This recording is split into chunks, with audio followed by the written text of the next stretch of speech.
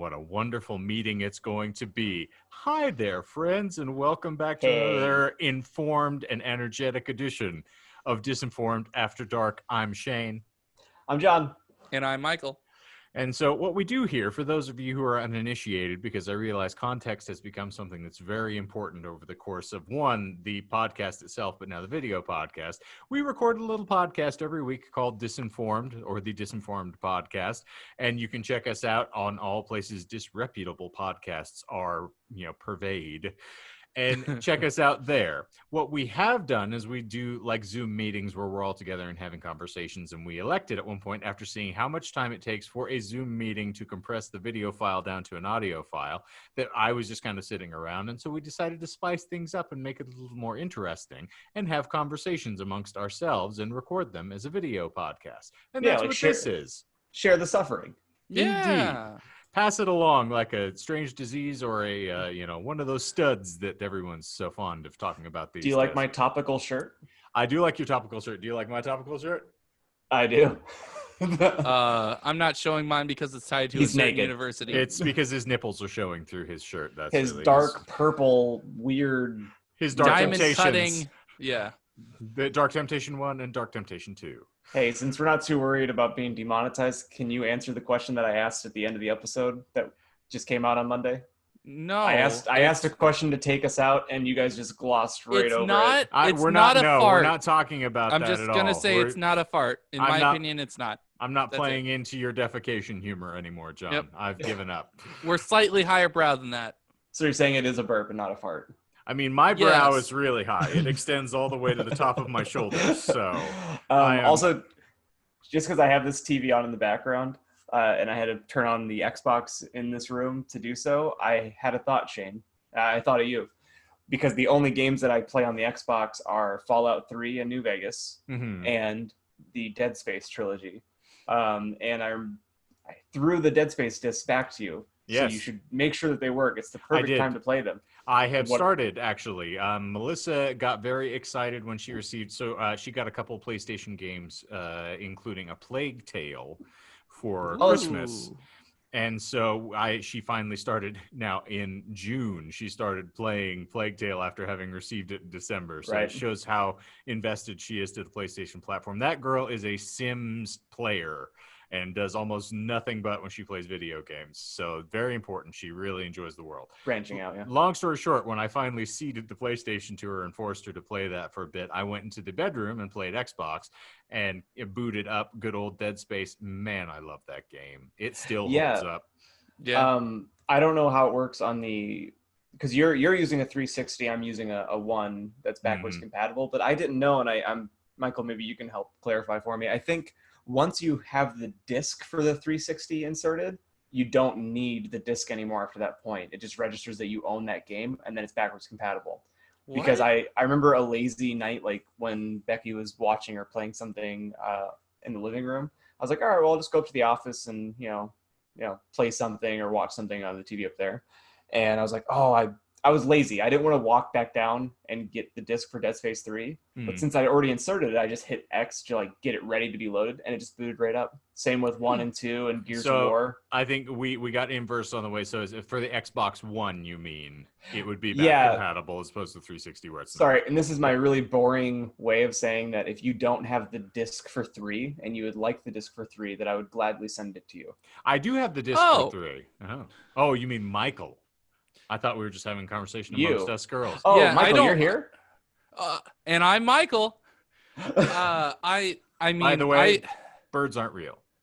No, they are a lie. We've now touched on all of our tropes other than saying Sigourney Segue, so I think we're good.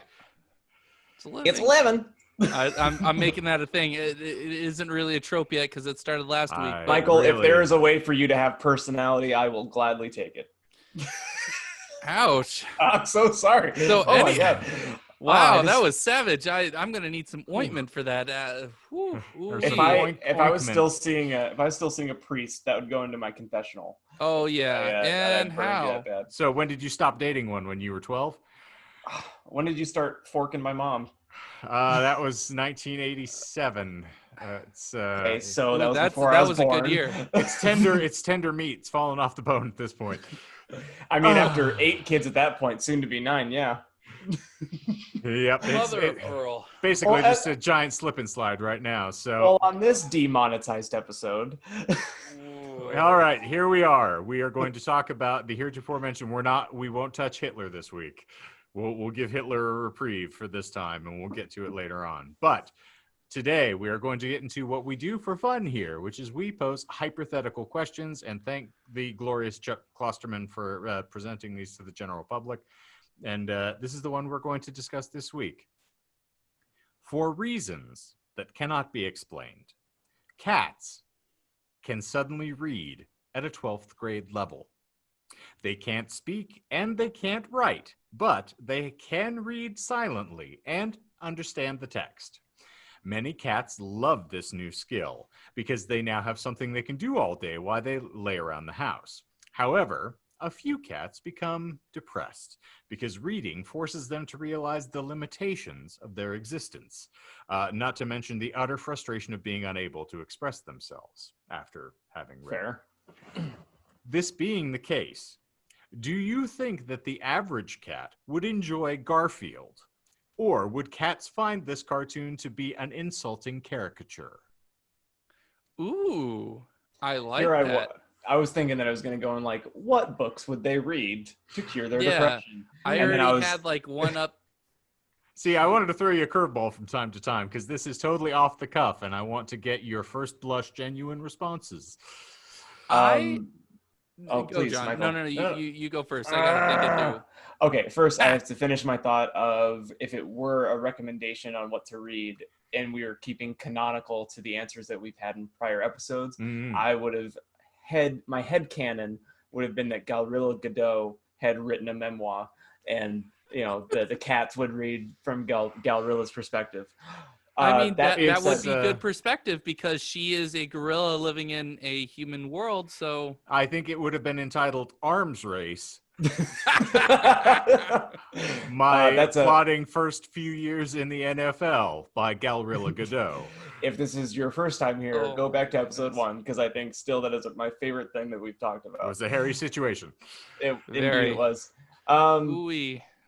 I don't have the off the cuff thing that came to my head when you mentioned Garfield was the subreddit I'm sorry John.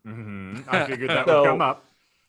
So if it was r/I'm sorry John, I think it would not help the depressed cats at all, but I think it would be overall entertaining to watch cats read super Lovecraftian versions of Garfield.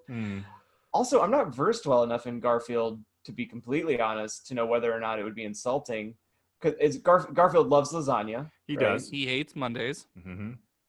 I mean, I don't know. I don't think they would hate it. I mean, I feel like it would be like, their every cat.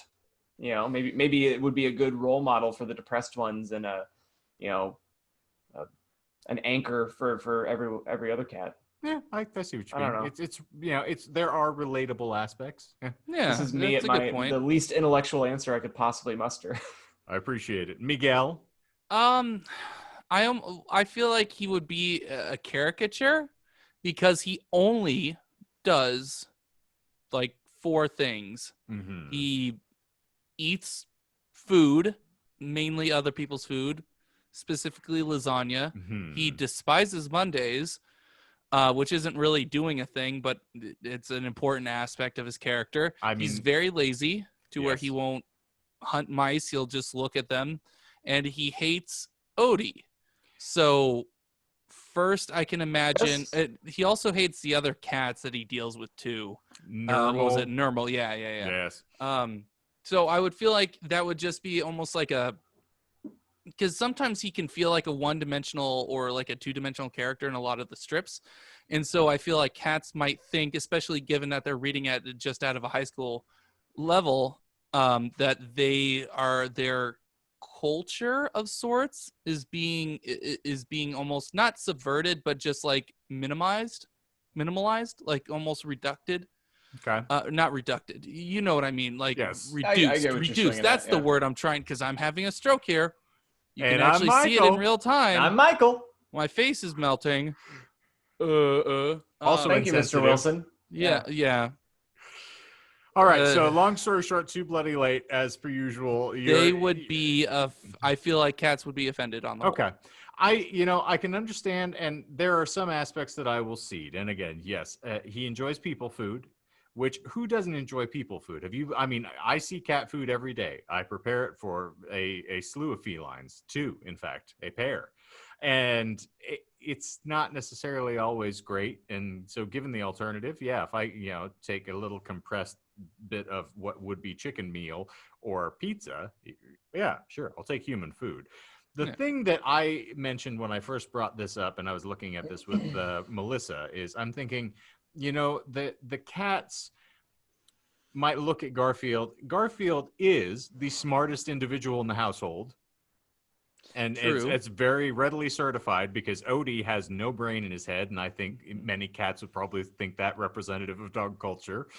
Fair. Judgmental as cats may be, when they have that look at the dog, it's just like, oh, just get it away. So this is in keeping with character. I don't think that's too far afield. Yes, agreed. He's obese. He's a big cat, and so the laziness, not wanting to chase the mice and everything. Yeah, but we don't necessarily look at all these things as representative of human culture and go like, well, yeah, there are a lot of obese people. There's a lot of folks who are sedentary who don't do things, but that's not me. It's a stereotype. I'll take it in stride.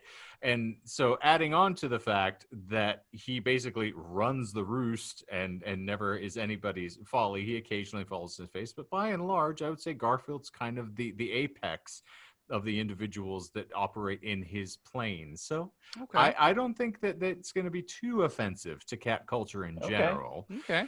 So that seems reasonable. I'd go with it. It's intended to be comedic, and that's the whole point. Is I think they'd look at it in the same way we would probably look at South Park, Community, or any of the other things that are intended to be representative of geek culture or something similar. Yeah. Fair. No, that's a very good point. It is I like a cat caricature, and so you can respond to it as such.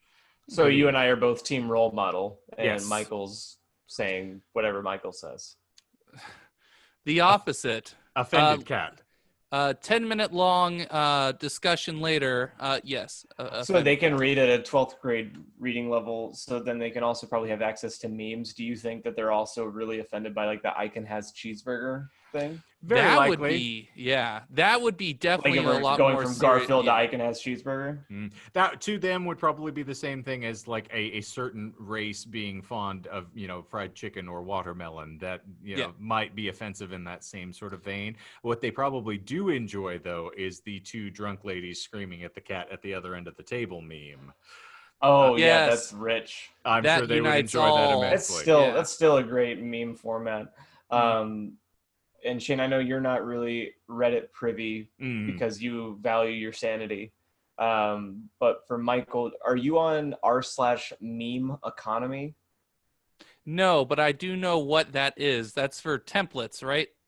Yeah, so it sometimes has some amazing things on it, but essentially people trying to find new still images to use for memes and meme economy. So like they post it and then they're like, do you like this? Invest now, and invest by, making your own memes. Stonks. But it's sometimes worth a visit. Okay. But, I'll give that a subscribe, like smashing that like button. Apropos, because now if you happen to enjoy what you're hearing here, there's also like and subscribe buttons that will be popping up here at the end of the video. So, and you can also check out our podcast.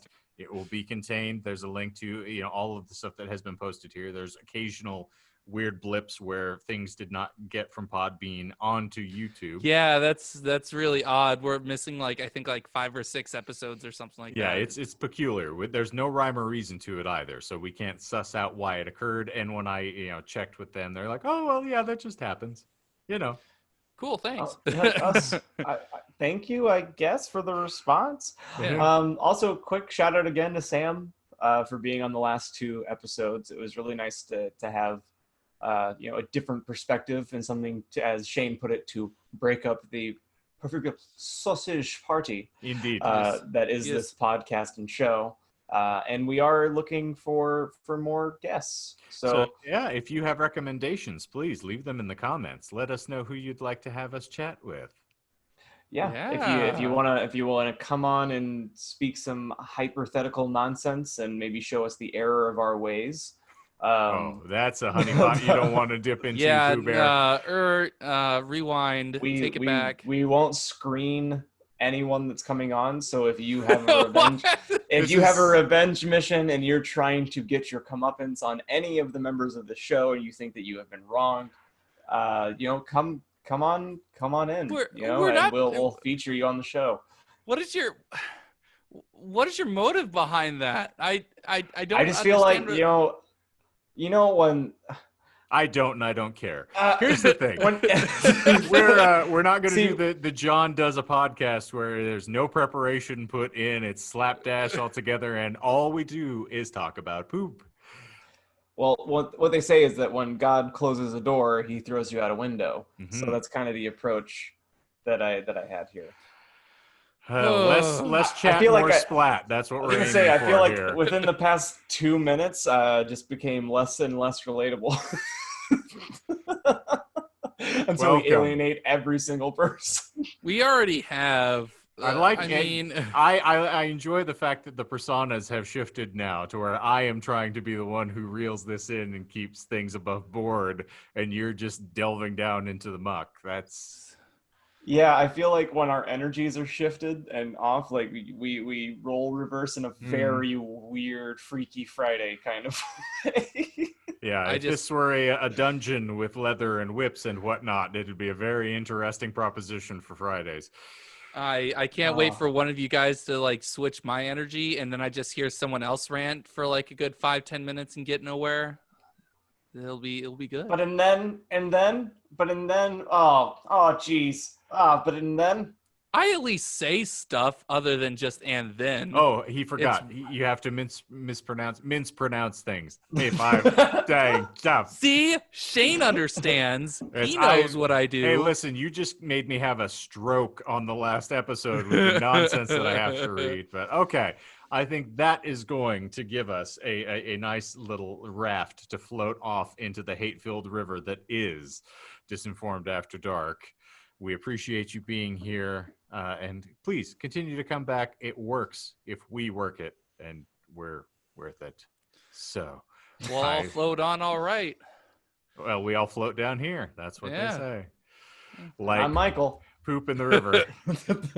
All right, for another really pilly poopy edition of Disinformed After Dark, I am Kenton Eldorado. I am Timothy Lone Cactus. And I am Robert Greer. Peter Greer. It is indeed Peter Greer. You know what? Hey, got any of that chablis? All right, kids. Me mess alone.